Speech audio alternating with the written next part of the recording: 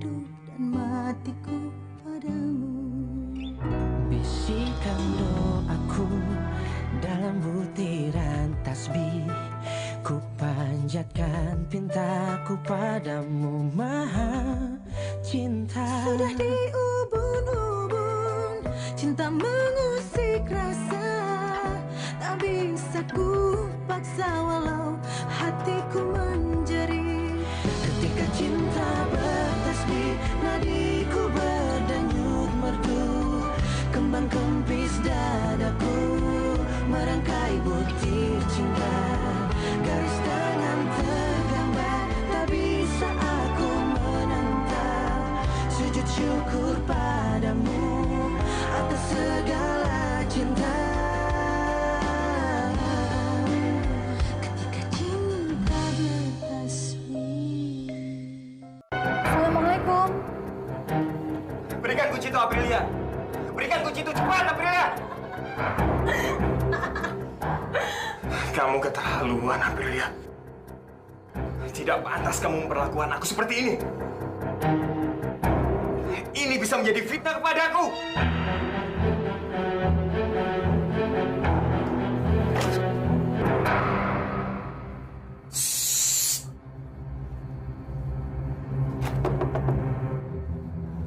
Mas Azam? Ini salah Ustadz Azam sendiri. Siapa suruh teriak-teriak kayak begitu? Sekarang Ustazana bisa mendengar kita kan? Tolong buka pintunya, Mas. Mas sama siapa di dalam, Mas?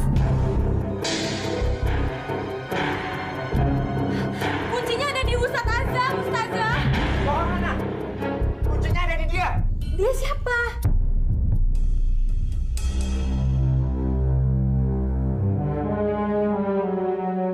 Aprilia.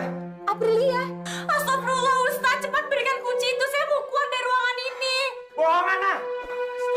Ustazah, tolong aku, Ustazah. Astagfirullah. Ustazah, tolong aku, Astagfirullah. Sakit. Astagfirullahaladzim. Ustazah, tolong aku, Ustazah. Pergi kau setan. Pergi kau cepat, Aprilia. Ustaz Azam, biarkan saya keluar dari kamar ini.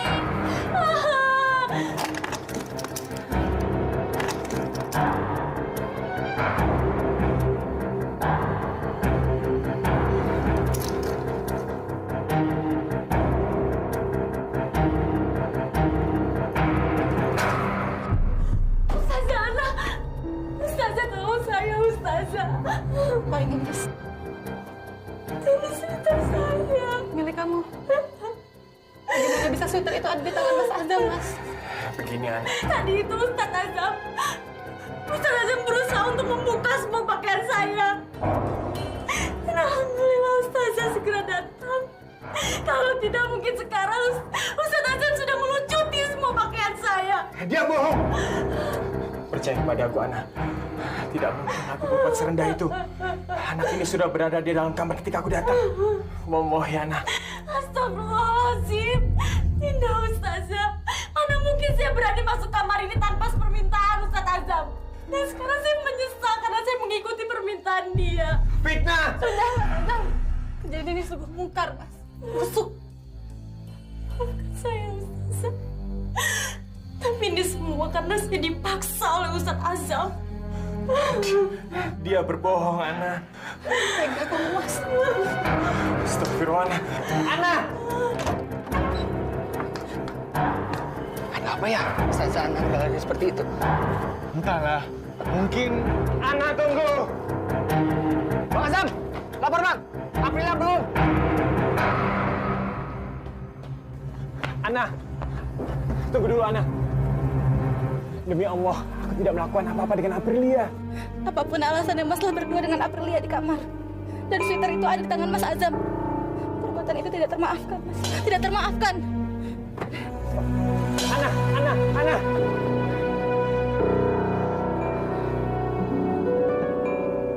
Hafiz!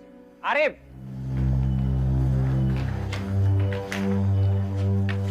Tolong carikan motor untuk saya. Saya ingin mengejar Ana. Tidak ada Bang, sedang dipakai keluar. Saya minta tolong kepada kalian berdua. Pertolongan apa Bang? Yang pertama, agar kejadian yang kalian lihat tadi menjadi rahasia kalian berdua. Jangan sampai diceritakan kepada orang-orang di luar pesantren maupun di dalam pesantren. Baik bang, saya akan rahasiakan kepada siapapun. Saya juga tidak akan mencampuri urusan orang lain. Saya akan menganggap kejadian tadi tidak ada dan hanya dalam mimpi saya saja, Ustadz. Ya, memang saya ada masalah dengan istri saya. Tapi insya Allah, saya dan Nana akan menyelesaikannya dengan baik dan secepat mungkin. Ya bang. Baik, Ustadz. Yang kedua, saya juga minta tolong kepada kalian berdua. Tapi nampaknya ini agak berat. Emang seberat apa gitu bang? Ada seorang perempuan di dalam kamar saya. Astagfirullah. Perempuan bang? Lah, kok bisa ada perempuan di sana, Ustadz? Saya juga tidak tahu mengapa dia ada di sana. Tetapi yang jelas, nampaknya dia akan mengganggu saya. Siapa perempuan itu bang? Aprilia. Innalillah. Aprilia? Aprilia ada di kamar Bang Azam. Lantas harus kami amankan anak itu bang.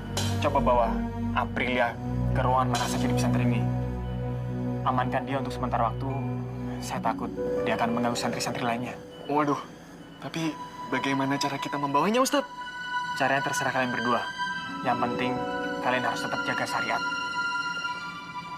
Coba minta tolong Erna, pembina asrama putri.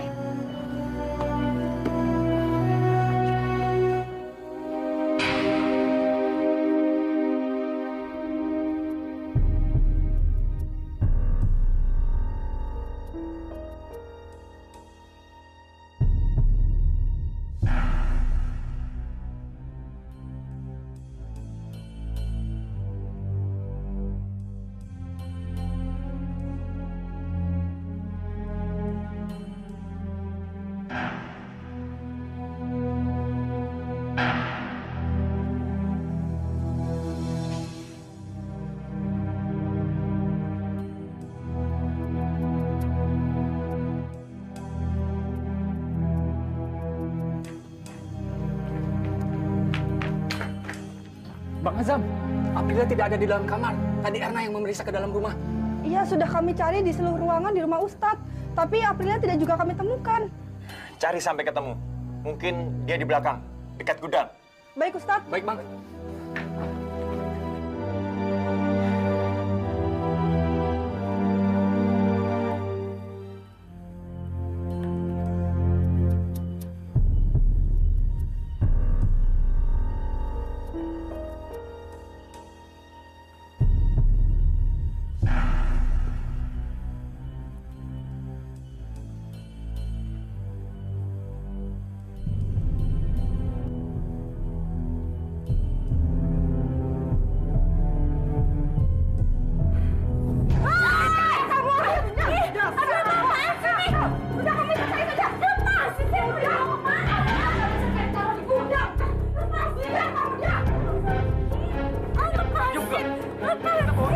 Diam kamu, diam!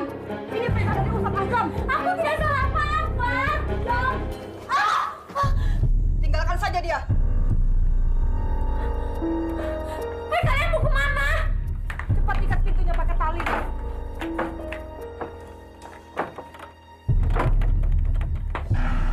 Sebenarnya apa yang terjadi sama Aprilia tadi? Dia sedang sakau. Tidak. Loh, Dia tidak sakau. kalau begitu kenapa dia mesti ditangkap dan dimasukkan ke dalam gudang pesantren? Lah, kamu sendiri kenapa menangkap Aprilia? Ya, karena aku kan diperintah sama kalian. Katanya perintah langsung dari Ustadz Azam. Aku ya samina wa atona saja toh. Tapi kalau boleh tahu, alasan sebenarnya itu apa? Ya, sebenarnya sih ada sedikit masalah. Masalah apa? Tidak boleh tahu, sementara ini masih dirahasiakan. Takutnya membuka aib seseorang. Ya sudah kalau begitu, aku pamit saja dulu. Ada yang mesti aku kerjakan lagi. Assalamualaikum. Waalaikumsalam.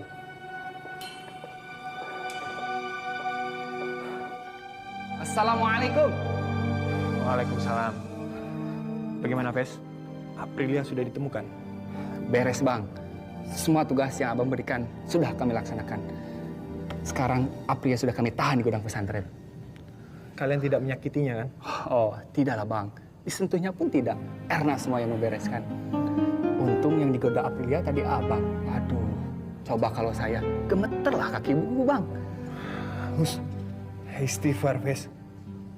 Jangan main-main kamu dengan fitnah. Ampun, Bang. Ampun. Ampun. Assalamualaikum Ustaz. Waalaikumsalam. Ustadz, motornya sudah siap, Ustadz. Oh iya, terima kasih.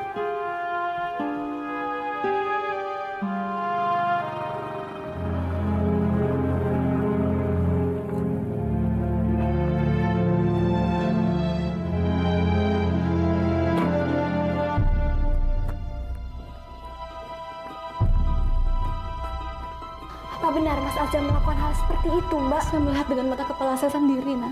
Saya tidak mungkin berbohong. Mbak melihat sendiri Mas Azam masuk ke dalam kamar? Kalau masuknya saya tidak lihat. Tapi yang jelas mereka berdua ada di dalam kamar, nah. Maaf Mbak, apakah Mbak Ana melihat Mas Azam dan Aprilia melakukan sesuatu? Tapi sweater Aprilia ada di tangan Mas Azam. Saya tidak bisa menerima kejadian itu, nah. Saya tidak bisa memaafkan Mas Azam. Begini Mbak, sebaiknya sekarang Mbak Ana kembali dulu ke pesantren. Kita bicarakan hal ini dengan Mas Azam dengan pikiran yang jernih. Kembali ke pesantren, ya? Enggak, nah. Saya tidak mau. Saya tidak mau melihat Mas Azam lagi, nah. Dia telah berkhianat. Lebih baik Mas Azam yang pergi dari pesantren. Husna tidak bermaksud membela Mas Azam. Tapi persoalan ini harus diselesaikan dengan baik, dengan kepala dingin. Seandainya Mas Azam harus pergi dari pesantren, kan harus jelas kepergiannya seperti apa. Apakah untuk sementara atau untuk selamanya?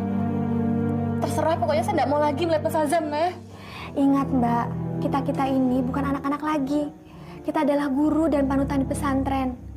Jangan sampai para santri melihat sesuatu yang tidak elok pada diri kita. Mereka akan lari. Kasihan Pak Kiai Lutfi dan Bu Nyai yang sudah membina pesantren ini puluhan tahun lamanya. Astagfirullahaladzim.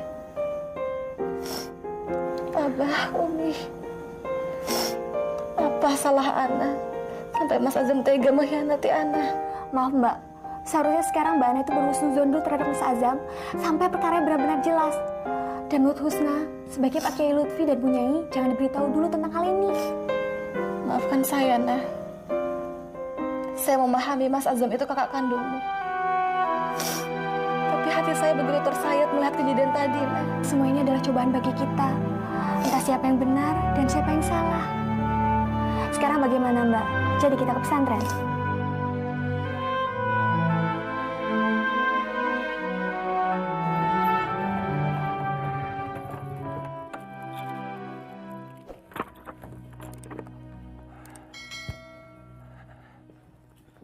Assalamualaikum, Husna. Lia. Husna. Husna. Mana perginya mereka? Husna. Tidak nyambung. Sebentar ya Mbak, Husna ambil tas dulu.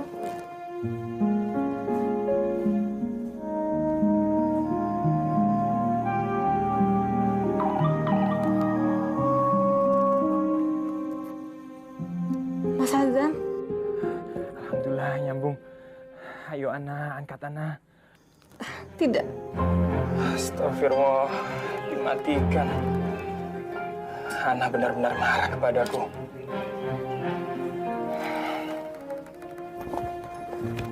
Ayo Mbak, kedengaran tadi ada bunyi handphone, bukan dari Mas Azam. Enggak kok, salah sambung.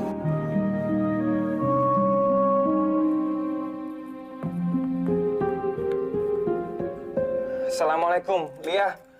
Waalaikumsalam Mas Azam. Di mana posisimu sekarang? Di kafe Mas, seperti biasa. Ada Husna atau Ana di sana? Tidak ada Mas. Ada apa Mas? Kok ada suaranya seperti cemas? Tidak ada apa-apa.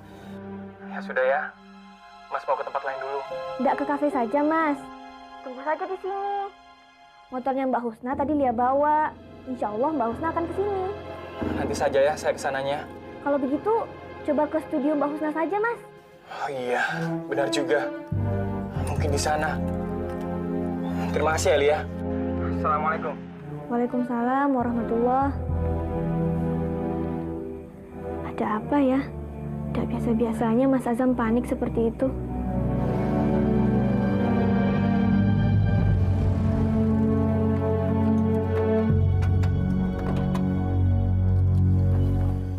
Assalamualaikum, Pak. Waalaikumsalam warahmatullahi. Ada yang bisa saya bantu, Pak? Sebentar. Bapak ini kakaknya Bu Husna ya? Iya benar Pak. Husnanya ada Pak? Ada tadi, tapi sekarang sudah pergi sama temennya pakai mobil sedan. Sudah lama perginya Pak? Ya, sekitar 10 menit lah. Kemana perginya Husna dan Ana? Apa ke kafe bakso cinta? Atau ke pesantren?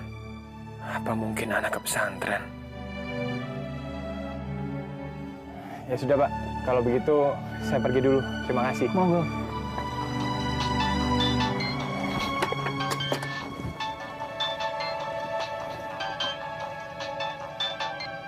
Assalamualaikum Ustaz. Waalaikumsalam. Kami mahasiswa dari panitia seminar ketahanan rumah tangga Ustaz. Ada apa ya? Maaf, Ustaz lupa ya. Siang ini kan Ustaz Azam mengisi seminar. Astagfirullahaladzim. Saya benar-benar lupa, mohon maaf. Kami sekarang sudah di pesantren Ustaz, mau menjemput Ustaz. Begini saja Dek. Kalian balik lagi ke kampus, kita ketemu di kampus. Iya. Waalaikumsalam warahmatullahi wabarakatuh. Ustadz, saya mau bertanya, apa faktor utama yang menyebabkan banyaknya kasus perceraian di Indonesia ini? Terutama di kalangan selebriti. Rasa-rasanya hampir setiap hari ada saja kasus perceraian terjadi. Mohon penjelasan Ustadz agar kita yang mau menikah dapat terhindar dari hal itu.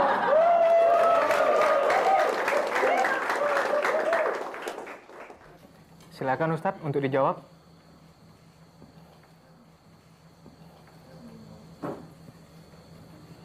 Maaf Ustadz, silakan dijawab pertanyaannya.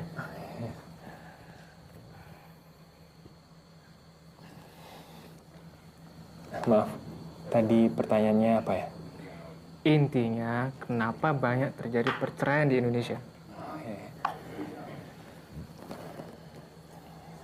Bismillahirrahmanirrahim. Terjadinya banyaknya perceraian akhir-akhir ini disebabkan oleh Selingkuh!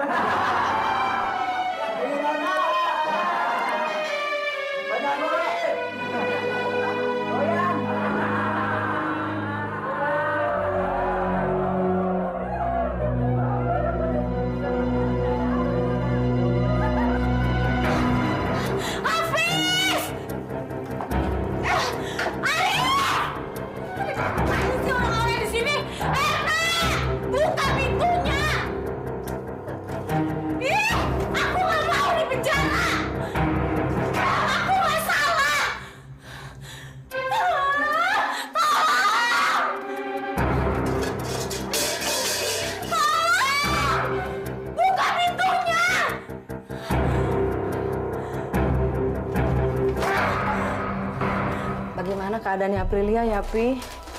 Dia sudah berubah apa belum ya? Mami ini gimana sih, Mi? Baru kemarin kita titipkan Aprilia. Kok sekarang udah mau ditengok?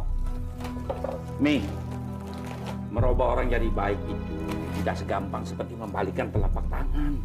Ya namanya juga berharap, Pi. Boleh kan kalau seorang ibu berharap anaknya menjadi lebih baik? Tidak hanya boleh, ya harus. Pi, kita harus janji ya. Kalau Aprilia sudah berubah ke jalan yang baik, kita harus memperhatikan dia. Kita nggak boleh melantarkan dia dengan alasan sibuk. Janji ya, Pi? Ya janji. Hafiz! Arif! Buka pintunya! Saya laporkan kalian ke bapak saya ya, biar dibawa ke polisi! Buka! Kurang ajar!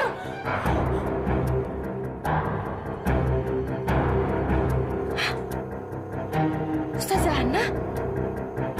Ustaz?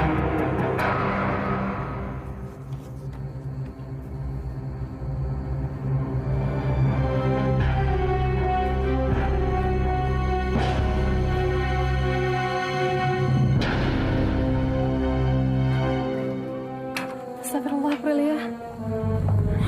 Mbak Husna, kenapa aku diperlakukan seperti ini? Aku tidak bersalah.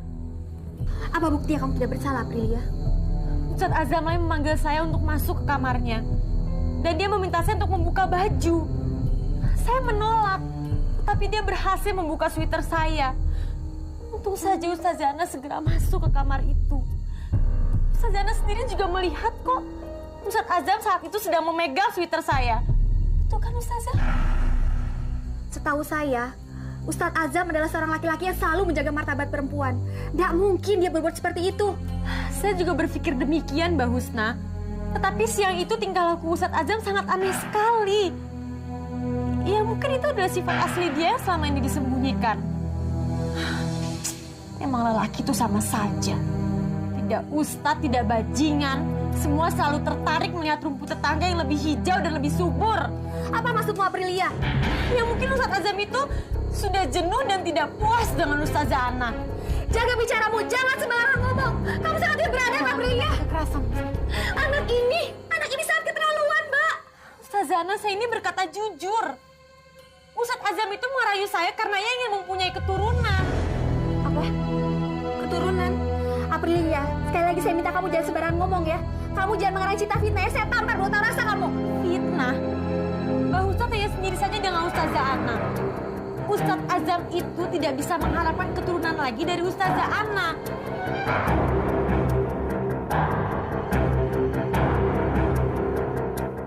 Karena Ustazah Ana itu mandul dan terkena penyakit endometriosis. Apa? Endometriosis? Dari mana kamu tahu itu? Lancang kamu bicara, Aprilia. Mas Azam tegas sekali, Mas. Kata Ustadz Azam yang penting saya hamil dulu. Kalau memang sudah terbukti hamil, maka Ustadz Azam akan menikahi saya sebagai istri kedua. Dan kalau memang Ustazah Ana menolak untuk dimadu, maka Ustazah Ana akan diceraikan oleh Ustadz Azam. Tapi saya menolak, Mbak Husna. Saya tidak mau menjadi perusak rumah tangga orang. Diam kamu, Aprilia, jangan bicara lagi.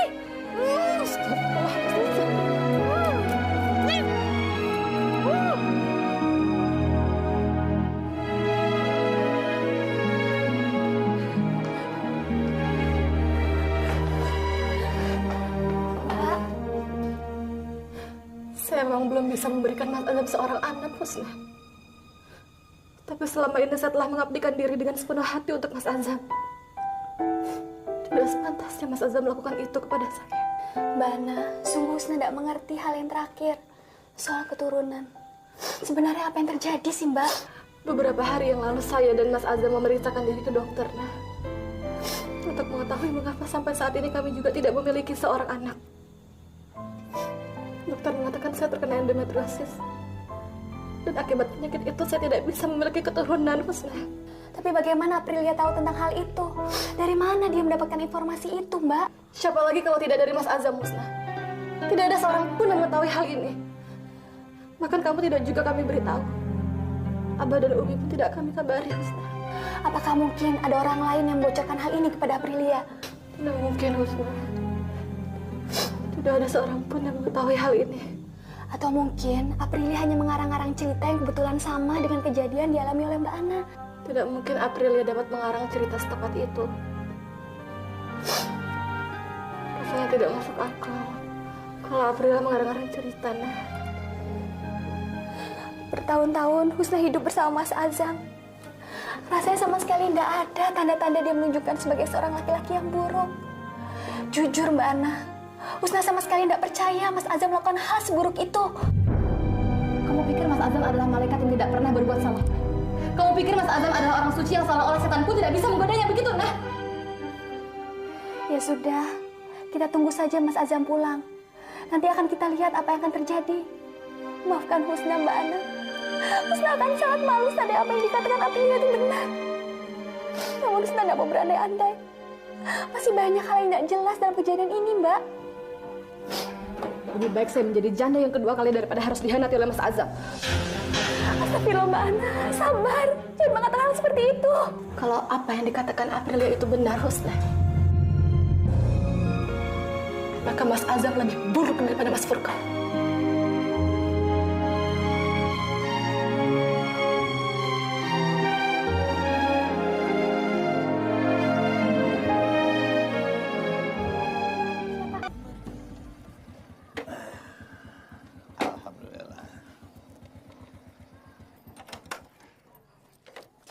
Es kelapanya 2, Bu. Baik, Pak Haji.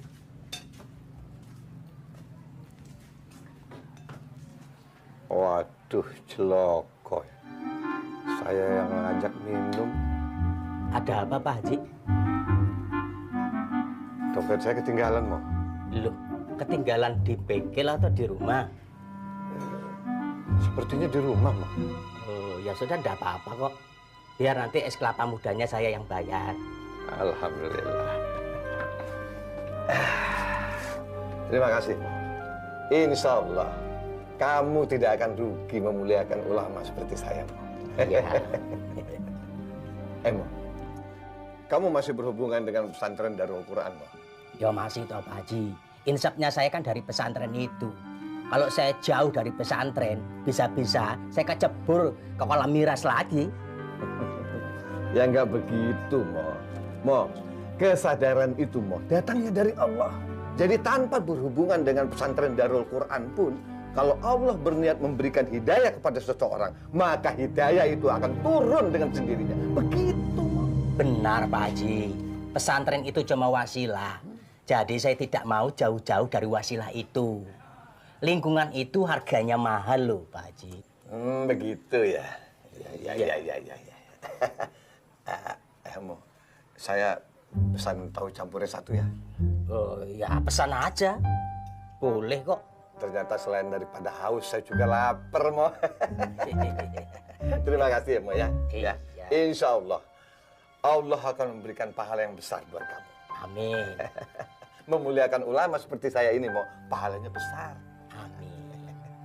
Bu, tahu campurnya 1, dimakan di sini, ya. Baik, Pak Haji. Mo, apa kamu tidak curiga sama kegiatan di pesantren Darul Quran? Curiga? Uang pesantren itu kan mengajarkan Quran dan hadis. Kenapa harus curiga? Bagaimana toh? Aku tahu, Mo. Tapi Ustadz Azam itu tidak hanya mengajarkan Al-Quran dan hadis, tapi ilmu-ilmu lain yang tidak berhubungan dengan agama. Maksud Pak Haji, ilmu-ilmu keterampilan. Memangnya kenapa? Ilmu-ilmu keterampilan itu kan justru bisa menopang kehidupan dalam mengamalkan agama. Buktinya, kalau saya tidak bisa nyupir truk, saya tidak bisa beli motor. Iya. Tapi keahlian santri dalam agama itu akan berkurang. Berkurang? Malah lebih, Pak Haji. Mungkin Pak Haji Samingan belum tahu. Beberapa pekan belakangan ini kami mempelajari kitab baru. Tafsir Ayatul Ahkam yang ditulis oleh Syekh Ali As-Sobuni. Bukan kitab Al-Hikam saja. Jadi banyak kan pelajaran agama yang diajarkan. Bukan itu saja, Pak Haji. Baru-baru ini pesantren menangani kasus gadis pecandu narkoba. Apa? Pecandu narkoba? Bagaimana mungkin? Ustadz Azam itu kan bukan dokter. Bagaimana dia menangani pecandu narkoba? Loh, kan ada Mbah Husna. Dia kan ahli ilmu jiwa. Jadi dia tahu teknik-teknik cara menangani pecandu narkoba. Saya tidak pernah bisa membayangkan. Di pesantren berkeliaran para pecandu narkoba. Mengerikan. Apalagi ini seorang gadis. Benar, dia gadis pecandu narkoba. Iya. Nah, coba kamu bayangkan. Gadis pecandu narkoba di pesantren. Mengerikan, Mo. Ustadz Azam itu kan masih muda, Mo. Ganteng lagi. Saya nggak habis pikir. Mau dibawa kemana pesantren Haji Lutfi oleh menantunya? Pak Haji, jangan samakan Ustadz Azam itu dengan lelaki gembelang. Dia itu seorang ustadz jebolan Al-Azhar, Kairo.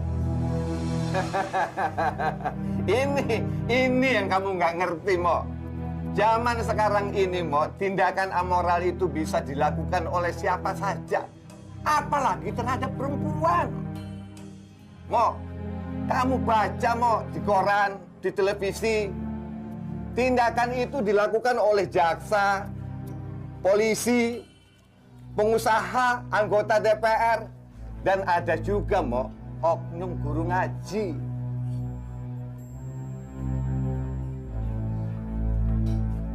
Ini tahu campurnya. Iya. Saya permisi dulu Pak Haji, karena masih banyak keperluan. Es kelapa mudanya sudah saya bayar, tinggal tahu campurnya yang belum dibayar Pak Haji bayar sendiri. Mo, saya kan udah bilang tidak punya uang. Ngutang saja, sudah biasa kan? Assalamualaikum. Waalaikumsalam Ustadz Azam. Dari mana Kang Maimo? Itu dari minum es kelapa muda sama Haji Samingan. Assalamualaikum Pak Haji. Waalaikumsalam. Mari Kang Maimo. Mari. Waalaikumsalam. Waalaikumsalam.